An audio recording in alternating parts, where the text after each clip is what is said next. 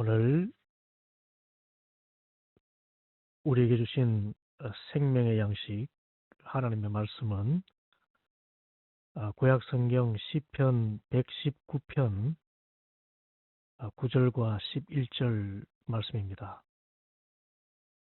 시편 119편 9절과 11절. 청년이 무엇으로 그의 행실을 깨끗하게 하리이까? 주의 말씀만 지킬 따름이니이다. 내가 주께 범죄하지 아니하려 하여 주의 말씀을 내 마음에 두었나이다. 시편 119편 9절과 11절. 청년이 무엇으로 그의 행실을 깨끗하게 하리이까? 주의 말씀만 지킬 따름이니이다. 내가 주께 범죄하지 아니하려 하여 주의 말씀을 내 마음에 두었나이다. 아멘. 우리가 우리의 삶을 생각할 때 하나의 신조처럼 새겨야 할 교훈이 있습니다. 그것은 우리가 이 세상을 떠나기까지 유혹과 시련은 멈추지 않는다는 것입니다. 우리가 살아있는 동안에는 끊임없는 유혹이 있고 시련이 있습니다. 이것을 신조처럼 새겨야 됩니다. 인생은 고난이 있는 삶이구나. 이걸 당연하게 받아들여야 됩니다.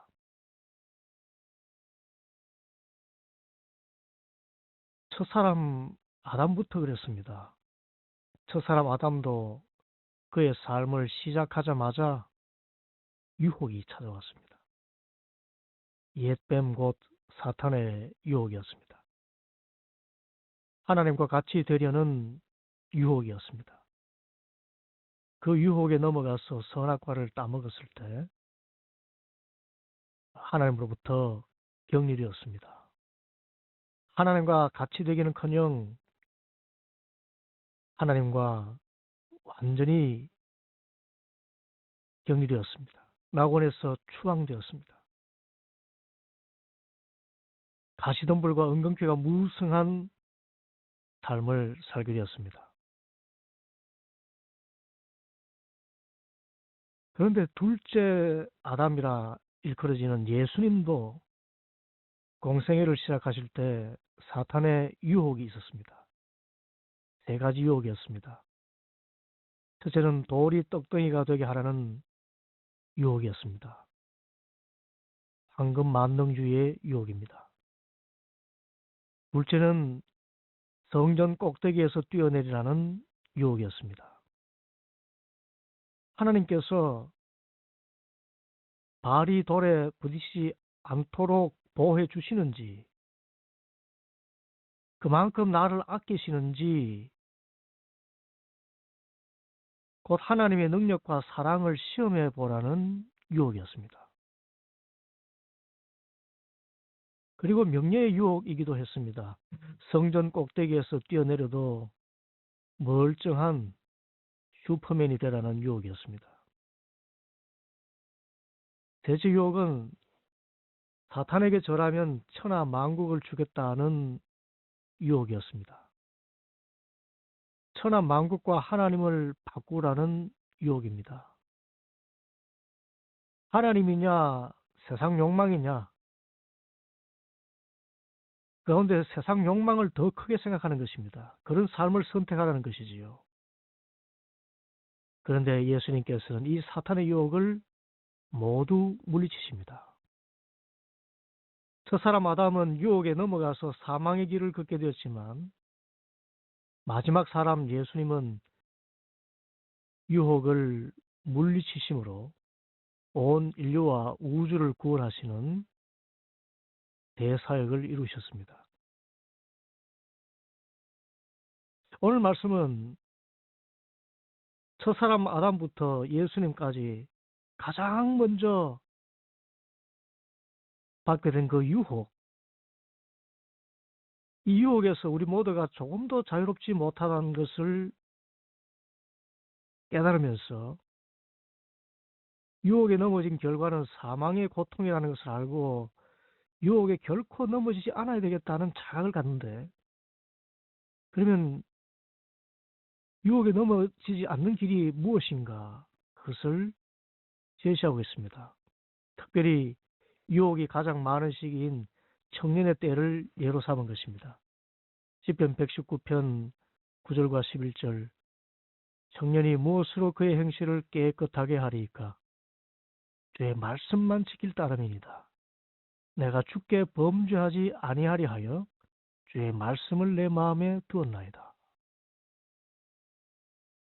청년의 때와 같이 혈기방장하고 호기심 많은 우리 인생 일반에 있어서 유혹에 넘어간다는 것은 주님께 범죄하는 것이고, 또 깨끗하지 못한 행실로 인생을 망칠 것이라는 것을 경고하면서 우리 모든 사람들에게 유혹을 물리치고 복된 삶을 사는 길을 말씀하신 것입니다. 그 길이 무엇입니까? 그것은 주님의 말씀을 지키고 주님의 말씀을 내 마음에 두는 것입니다. 시편 119편 9절과 11절, 청년이 무엇으로 그의 행실을 깨끗하게 하리이까? 주의 말씀만 지킬 따름이니이다.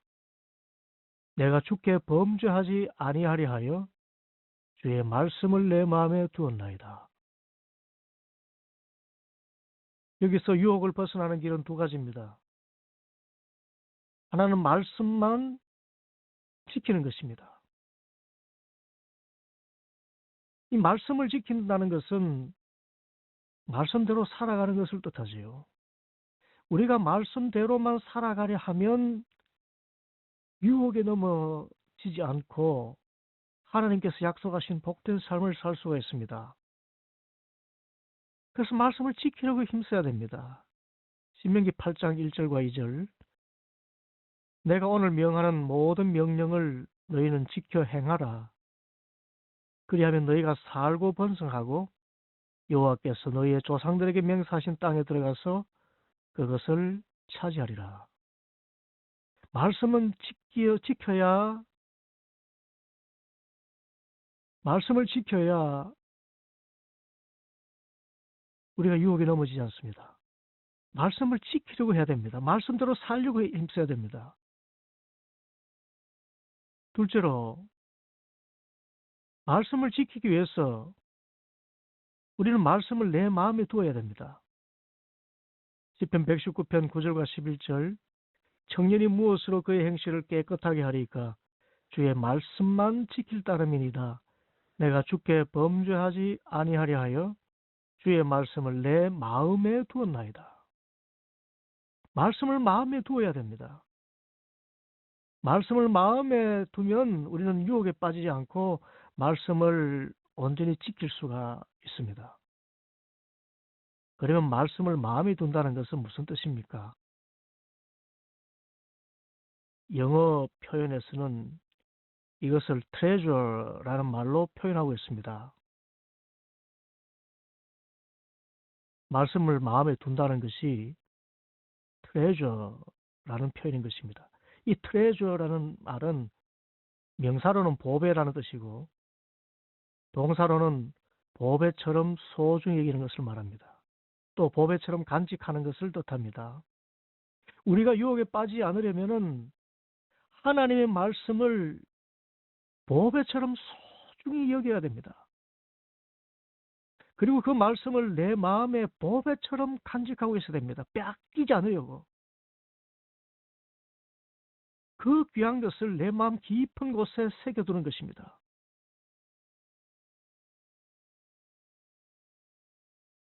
이것은 말씀이 귀한 줄 알고 말씀을 마음판에 새겨 넣어서 넣도록 주야로 묵상하고 암송하는 것을 뜻합니다.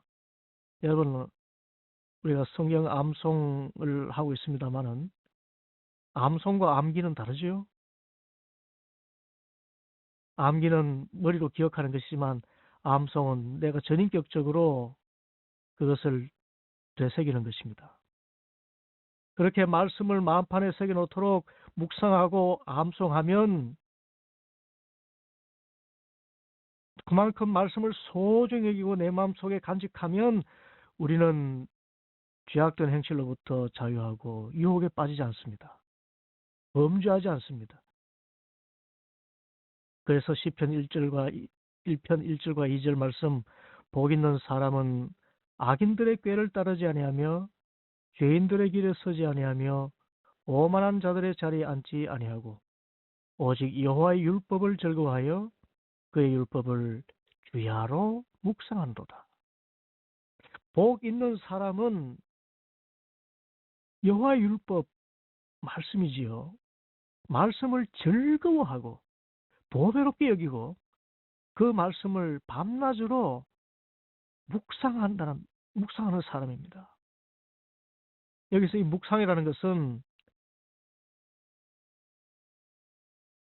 계속해서 읊조리는 그 암송을 뜻합니다.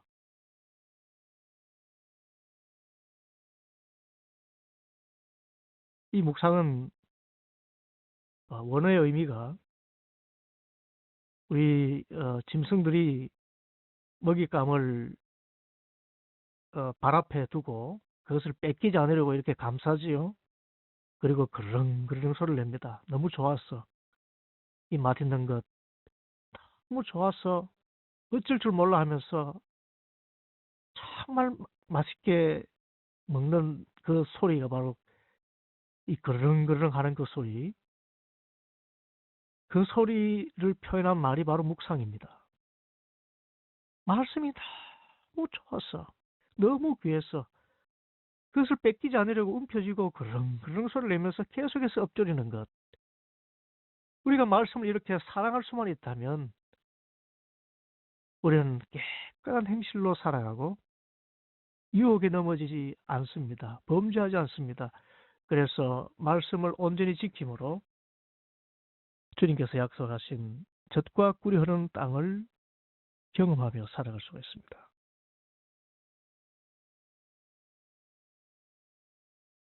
시편 119편 9절과 11절, 청년이 무엇으로 그의 행실을 깨끗하게 하리이까? 주의 말씀만 지킬 따름이니이다.